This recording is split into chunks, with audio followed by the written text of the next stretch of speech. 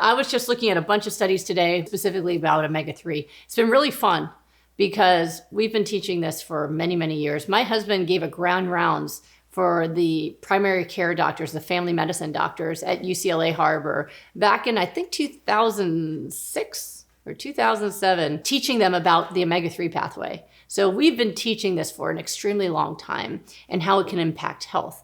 Well, now there's more and more studies that are backing up the things that we were saying, and they're really, really fascinating. And some of them are just adding more to it. And one of them was showing about how omega-3 specifically encourages diversification of the microbiome in the gut. When you are low in omega-3, that it disrupts the microbiome and people will have more limited types of bacteria and less healthy ones. But adding omega-3 caused a huge diversification of a healthy microbiome in the gut. So there's a lot of discussion going on, again, chicken or egg, where they're noticing that people with chronic diseases across the board, autoimmune, cancer, diabetes, heart disease, that they have what they call a leaky gut. The gut is not working properly. The microbiome is not what it should be. So some folks immediately go into cause and effect. I've been around long enough to know that just because there's a correlation doesn't mean there's a causation, meaning two things can be happening and it doesn't mean one causes the other. Sometimes they're both being caused by the same thing. Some are saying the gut is the reason for the autoimmune, but maybe the gut and the autoimmune are both being caused by the diet. So what I found is when people do my full protocol, all of it gets better. So my Goodbye Autoimmune protocol works for lupus, but it also works for Crohn's and ulcerative colitis. When we're looking at healing the gut,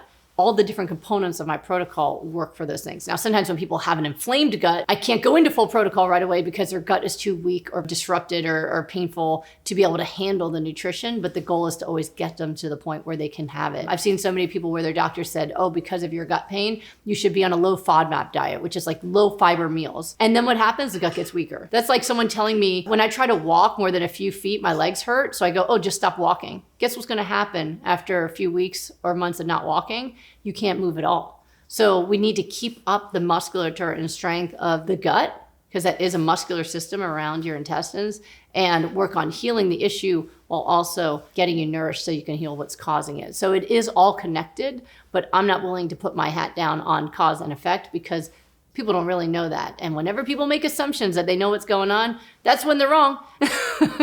So we do know that these things are all connected. And they're connected in so many different ways. There is so much amazing research that's been done looking specifically at the bacteria that we have in our gut and how it affects our whole body. This study should have so much more attention to it. There is a marker chemical called TMAO, and is what tells your body to put cholesterol inside the artery-informed plaques. They took vegans, so people who have not eaten meat for at least a year or more, and people who are regular meat eaters, and they gave them meat to eat. And then they looked at TMAO release. And what they found was the vegans did not release TMAO, only the meat eaters did. That is because when you eat meat, you encourage the growth of these bacteria that release TMAO.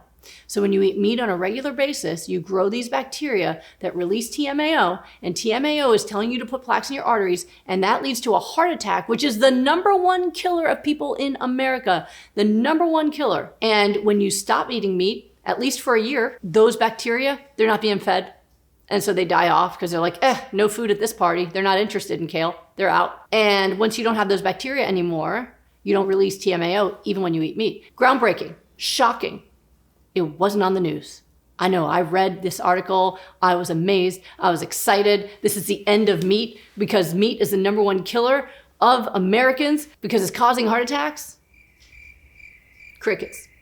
And even the scientist who studied it said in his conclusion that they would have to look on new medications that could target TMAO and stop it from causing the plaques, rather than we should just stop eating meat and heart attacks will go away. The gut is really, really interesting, really important. It's connected to our mood neurotransmitters. It is responsible for whether or not we have heart attacks. Our gut is so, so essential. And just for our quality of life, nobody looks happier than someone that just had a good bowel movement, right? I mean, that's like a highlight of the day if you can have one of those, right? So it's really important that we have good gut health. And the good news is you don't have to do something extra to create that. When you're eating in the right way, the gut bacteria will come around, the leaky gut goes away, and health goes through the roof. So it is really, really important issue in so many different areas.